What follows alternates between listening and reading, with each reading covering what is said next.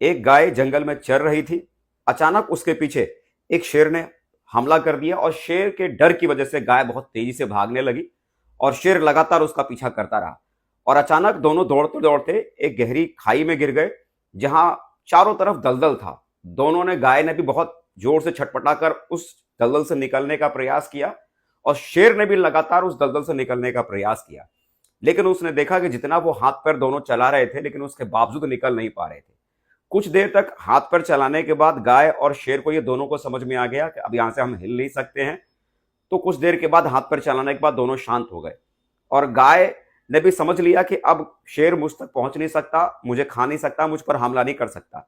तो कुछ देर के बाद जब माहौल जब शांत हुआ, जब उनको समझ में आ गया कि इस दलदल से निकल दोनों में से कोई भी नहीं सकता, शेर हमला भी नहीं कर सकता, ये गाय को जब समझ में आया, तो गाय ने बड़े प्यार से शेर से पूछा कि शेर भाई, आपका कोई मालिक, कोई गुरु है? तो शेर बड़ा जोर से हंसा, बोला क्या मजाक करती है, मेरा कौन मालिक हो सकता है? तुझे पता नहीं मैं कौन हूं? मैं तो जंगल का राजा हूं। शेर का भी कोई मालिक होता है क्या? तो गाय बेचारी मुस्कुराई और उसने बोला कि देख, मेरा एक मालिक है, मेरा एक गुरु है।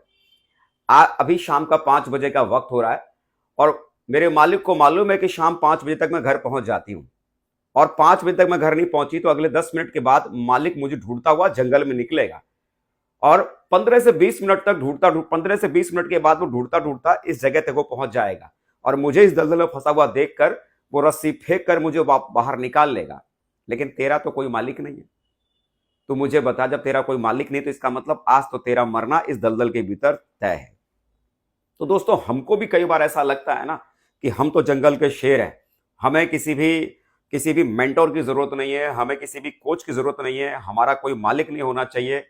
तो मेरे यार, शेर को भी अगर जिंदा रहना है तो उसे भी एक मेंटोर की जरूरत है, उसे भी एक कोच की जरूरत है, उसके लिए भी एक मालिक का होना जरूरी है।